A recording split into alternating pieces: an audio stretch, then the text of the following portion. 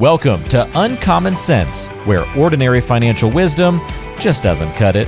Follow along with Eric Bowman as he provides clarity in a cluttered financial world. Eric Bowman here. Today we are going to be talking about small business owners. So if you are a small or even a medium-sized business owner, in particular, we're going to be focusing in on that transition year, the year that you actually sell the company, and what a big year that is. So let's imagine that you are a small business owner and you have interested parties and you're working through deal structure and you're going to sell your business and you are going to walk into maybe $3 to $5 to $7 million, depending on the valuation of your company. Well, that buyout, if done in a one-time cash buyout in a calendar year, is going to have significant tax implications. In addition, it completely changes the landscape of your taxes, not just in that year of that buyout and that liquidation event, but for all years going forward for the remainder of your retirement. So let me first talk about some of the primary ways that you can see the landscape being different for a small business owner who's had a liquidation event, and maybe compare it to somebody who's high-level employee, vice president, been working hard and saving hard in their 401k for their entire working life, and what those might look like. And then let's talk about, with a focus on the small business owner, and some tactics and strategies you can use to reduce taxes in year one of the liquidation event and then ongoing. So first, contrasting a small business owner to an employee who has access to a 401k only, you're going to find that somebody who has a good paying job, saves meaningfully on a consistent basis over their working career, can amass really meaningful assets inside of a 401k. And if both spouses are saving, you can really accumulate a good amount of money in these tax deferred accounts called 401ks. And what happens at retirement is that tends to be the lion's share of their liquid assets sitting inside of the 401k, which will ultimately most likely roll into an IRA. All distributions taxable at ordinary income tax rates, Roth conversions being the primary tax strategy for those people. It also impacts their Social Security filing strategy. So their filing strategy is going to depend on a lot of different variables, that being their monthly expenses as a ratio of their liquid IRA assets. Let's contrast that now with a small business owner who has a liquidation event and finds themselves the recipient of maybe $5 million in non-retirement assets, meaning taxable assets subject to capital gains, taxable interest, and potentially dividends if you're invested in the stock market. What you're going to find is that a small business owner after a liquidation event is going to have a much larger sum of non-retirement money, subject to that taxability I just mentioned, and a smaller portion of their liquid assets will be 401k, IRA, and Roth money. So that means the tactics change, meaning the tax strategies and tactics change. There's a set of tactics to take a look at and potentially deploy in the year of liquidation. And then because of the nature of non-retirement money, subject to capital gains tax, interest taxation, things like that, there's a whole different set of ongoing strategies that can be deployed year after year after year to reduce potentially the taxation on those non-retirement assets. And those, of course, will be the building blocks of your income in retirement. So let's talk about year one. You've sold your business, you receive $5 million, you are going to have a massive tax bill. So we have an example of a client who sold their small business, $5 million roughly came in that year, but they know that they're going to contribute or charitably give to their church roughly $40,000 or $50,000 a year for the next 10 years. So what we can do is take that accumulated value, call it $500,000, and we can put that into what's called a DAF, a DAF, a donor advised fund. And what happens with the donor advised fund is, although it's 10 years worth of charitable contributions, you get to deduct it all in that singular year, so long as it was funded in that calendar year that the liquidation event took place in. So now you've reduced your income by that $500,000 in that example.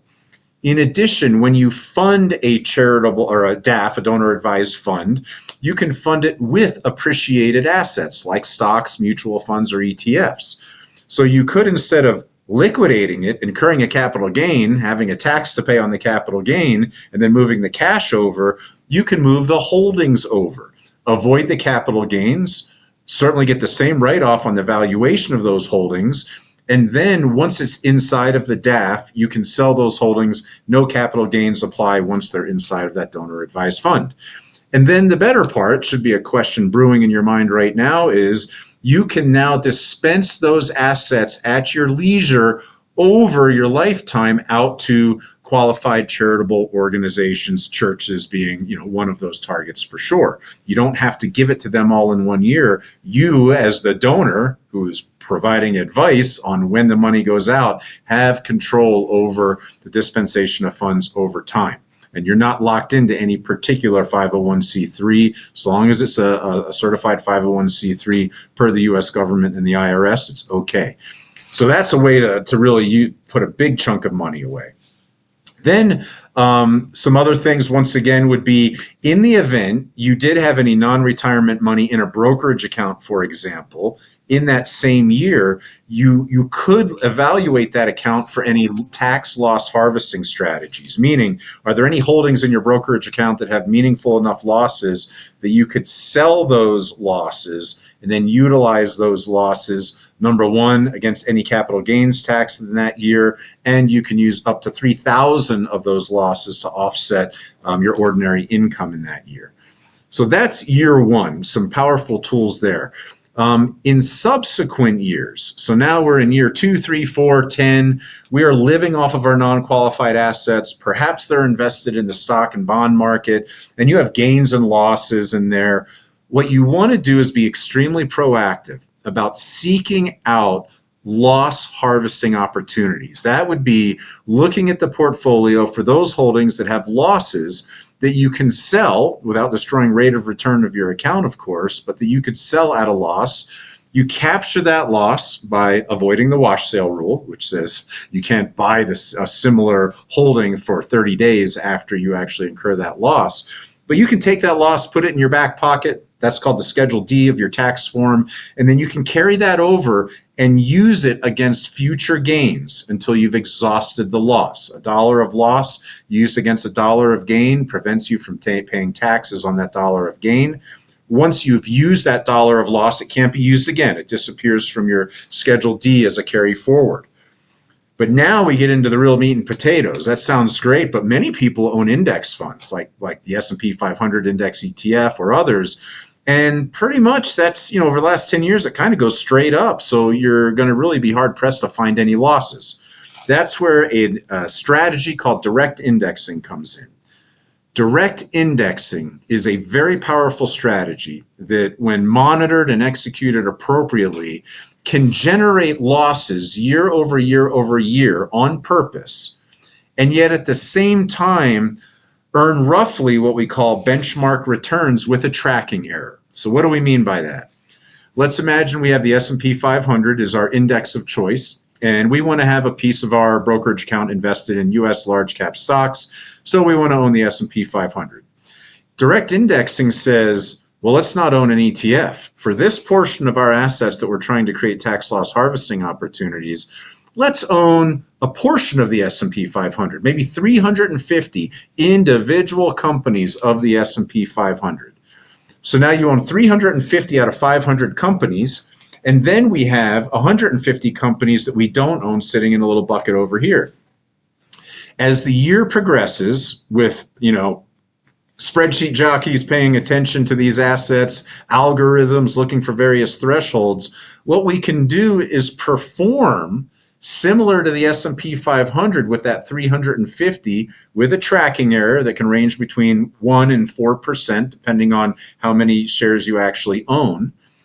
But at the same time, if you were to take a look at 2024, the S&P 500 up over 20%, there are still roughly 130 or more companies in the S&P 500 that have negative returns for that entire year. So imagine you're monitoring that account day after day, week after week, month after month, all year long. You can sell the losers, which requires you to own a substantial number of companies, hundreds of companies, but you can sell the losers at a loss. and still earn roughly benchmark returns with tracking error based on the growth of all the positive companies, because that's what happens. If you look at the S&P 500 in 2020 and it's up over 20, I'm sorry, in 2024 and it's up over 20%, and you own VOO, the Vanguard S&P 500 ETF, it would say I went up over 20%. But what you can't do is take a look under the hood of VOO and see, but there were over 130 companies that were negative, but I can't do anything about it.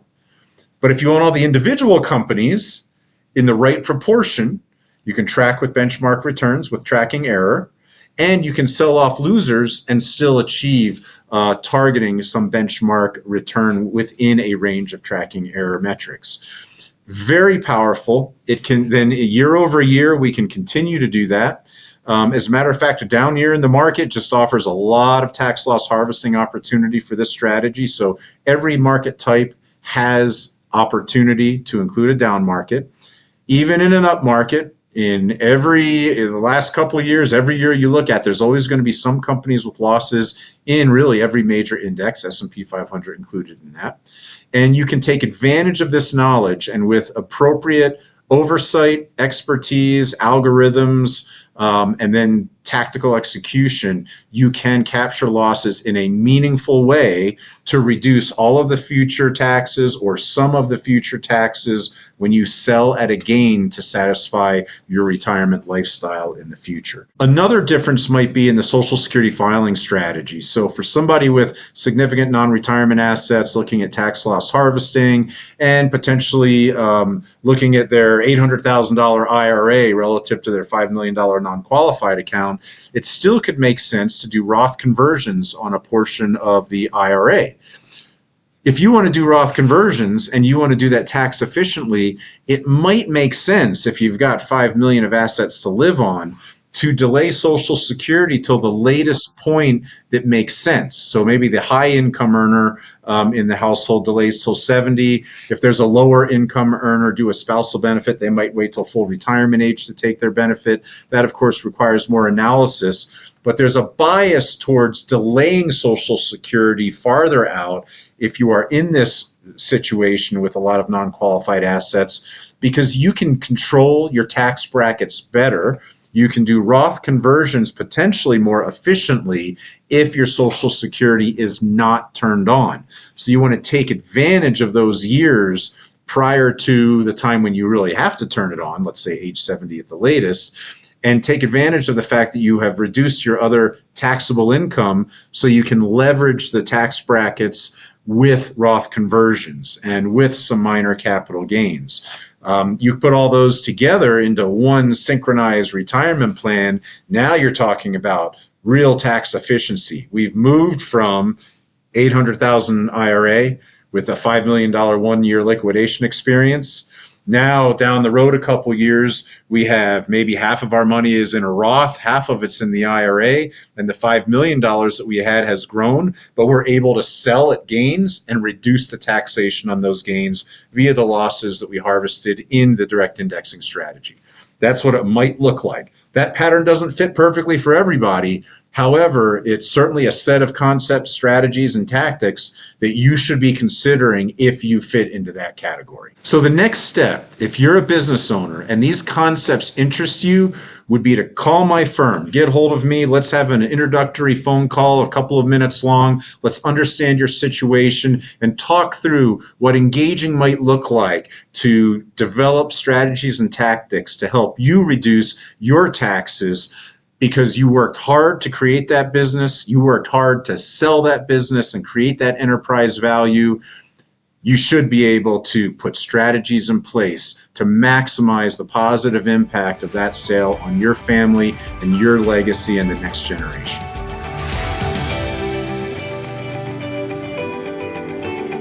Investment advisory services offered through Creative One Wealth, LLC, a registered investment advisor. Bowman Financial Strategies and Creative One Wealth are unaffiliated entities. We are not affiliated with or endorsed by any government agency and do not provide tax or legal advice. Investing involves risk, including possible loss of principal. No investment strategy can ensure a profit or guarantee against losses. Licensed insurance professional. Insurance product guarantees are backed by the financial strength and claims-paying ability of the issuing company. The information presented is for informational purposes only and should not be construed as a recommendation or advice for your specific circumstances. Always consult with qualified financial, tax, and legal advisors.